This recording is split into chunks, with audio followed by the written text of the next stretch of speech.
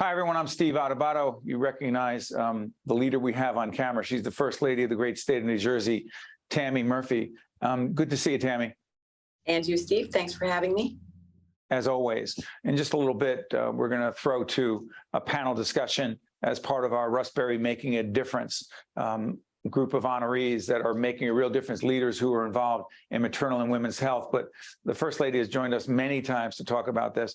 If you could tell us exactly where we are with the Nurture NJ initiative, what it is, remind people, we'll put the website up, because you've been making a tremendous amount of progress with your colleagues on this. Thank you. So Nurture NJ is an initiative that we unveiled in 2019. Right. The purpose of Nurture NJ is not only to raise awareness of the problems that we have here in New Jersey with respect to infant and maternal health. For those who do not know, we are 47th in the country in terms of maternal mortality rates. And when you dig down, you find that if you are a person of color, your chances of either dying or having challenges from maternity-related complications are significantly greater. In fact, they are over 6 times greater than that of a white woman. And for a baby of color, a Black baby is 3 times more likely than a white baby to die before his or her first birthday. So one cannot, being a mom as I am, one cannot possibly know those statistics and not feel a need to fix our challenges here in New Jersey. Nurture NJ, the goal of Nurture NJ is to both reduce our maternal mortality rates by 50% over 5 years and to eliminate the inequities in birth outcomes. And we're pretty determined to address both of those. We have, I'm not sure how in depth you want me to go, but we have been working at this. We've got thousands of stakeholders with us these days. We host everything from, we hosted our 5th annual Black Infant and Maternal Health Summit. Yes. just in November. We also, throughout the year, we've re-upped our Family Festival series. We've now had 16 family festivals, which is essentially a combination of a job fair and a block party, where we bring all sorts of resources under one roof. So we've started those again. We continue with an Ask Our Expert series in social media, and we have interdepartmental meetings. We're working with the legislature on a number of policy areas. So there's a lot going on. There's a lot of progress, and as we continue to have the Nurture NJ website up so people can find out more about the initiative and also how they can access some of the services that you're talking about. But one of the things that really struck me, and all the times we've had you on, I picked this up in the notes and getting ready for today, and I've never asked you this. Is it true that most of the deaths, most of the maternal deaths disproportionately among Black and brown women, absolutely preventable? 100%. Yes, they are preventable. They are preventable. So we've done a lot of things in New Jersey to address some of these things. For example, we no longer reimburse through Medicaid for early elective C-sections unless there is a medical need. And I will tell you, this is one of my favorite examples as to where you have good people who are trying to do the right thing, but the outcomes are terrible. If you are a doctor and you say, I'm going to donate my time to a very impoverished area and I'm going to give them, the 3rd Friday of every month, then the clinic where they might go is going to naturally say, this is great. We've got this fabulous doctor coming in. So let's just line up all these women to get C-sections so that we can make sure they get the best possible care. And that's major surgery. And this mom may go home and either have an infection and not go see the doctor. She may go home to a home where she has other children and she doesn't rest. She may go back to work. So there's all sorts of things that have happened. And it's not because either the clinic was trying to do something bad or the doctor was, but it's just understanding what the needs are of the community. So that's just a small example. Another one is going into the That's not a small, Pia, one second. I'm sorry for interrupting, Tammy. That clearly it's not a small example. But also, as you said, many of those deaths are preventable.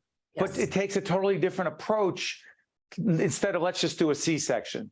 Right.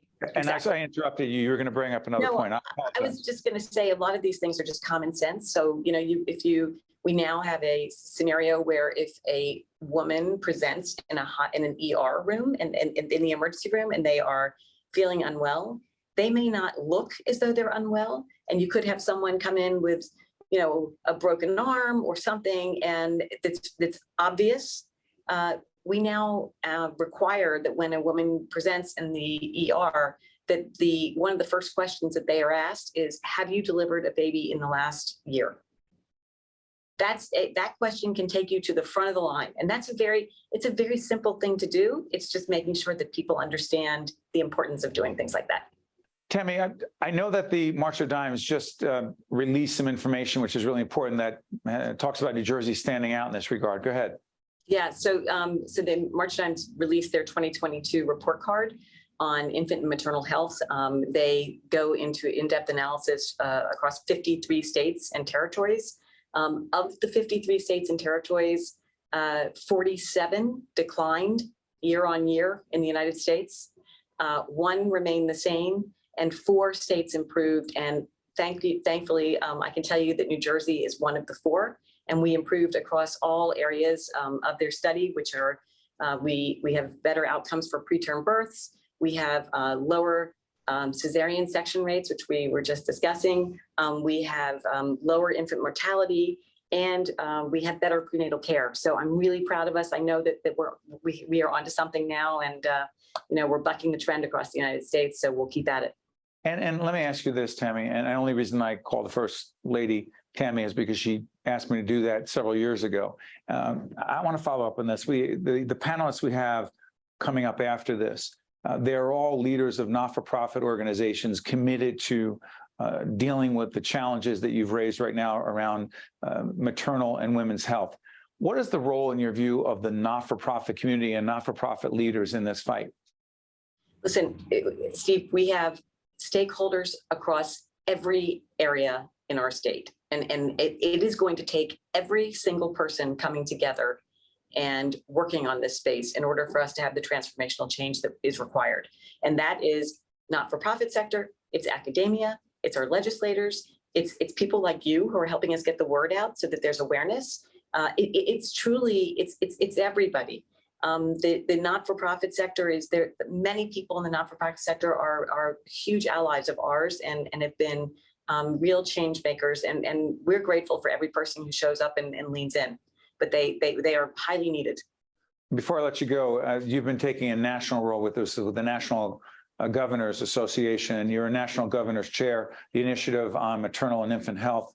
And I know that Governor Murphy has been very involved with the National Governors Association as well. Could you give us a minute on that? Sure. So Phil is now the chair of the National Governors Association. He sure is. His capacity as chair, he has the ability to pursue an initiative for this upcoming year across the entire country. And I, as his spouse, also have the ability to pursue an initiative. His is tackling youth mental health. Mine is addressing, obviously, the disparities in infant and maternal health. We have already had one convening. We had it in Salt Lake City. We have another one that's coming up in short order in January. And essentially what we are doing is we are working across party lines.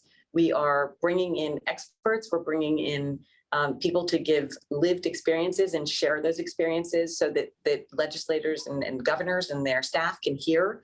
We're sharing best practices. We are learning from one another. And at the end of the year, our goal, Phil and I are going to release a playbook that will enable any other state to see what best practices we've gleaned over the course of the year. We will share the work we've done. Phil signed 43 pieces of legislature in this area since he came into office. So there's a lot that we can share, and there's a lot we're going to learn. And thank goodness, moms and babies are beloved by all. So it doesn't matter what side, what party you're in or anything else, everybody is leaning in on both of these topics. You've been listening to and watching the First Lady of the great state of New Jersey, Tammy Murphy, fighting this fight with a lot of other colleagues because it's just too important to ignore, and has nothing to do with politics. I'm off my soapbox. Thank you, Tammy Murphy, First Lady of New Jersey. We appreciate it. Thanks, Steve. Thanks so much. You guys stay with us. We'll be right back. Think Tank with Steve Adubato has been a production of the Caucus Educational Corporation. Funding has been provided by the Russell Berry Foundation, the New Jersey Economic Development Authority, the Turrell Fund, supporting Reimagine Childcare, RWJ Barnabas Health, Let's Be Healthy Together, Kane University, the Healthcare Foundation of New Jersey, Horizon Blue Cross Blue Shield of New Jersey, New Jersey Sharing Network, and by Robert Wood Johnson Foundation. Promotional support provided by NJ.com and by ROINJ. I am alive today thanks to my kidney donor. I am traveling and more active than ever before. I'm alive today thanks to my heart donor. I'm full of energy and back singing in my church choir. I'm alive today thanks to my lung donor. I'm breathing easy and I'm enjoying life's precious moments. There are about 4,000 people in New Jersey waiting for a life-saving transplant. Donation needs diversity. For more information or to become an organ and tissue donor, visit njsharingnetwork.org.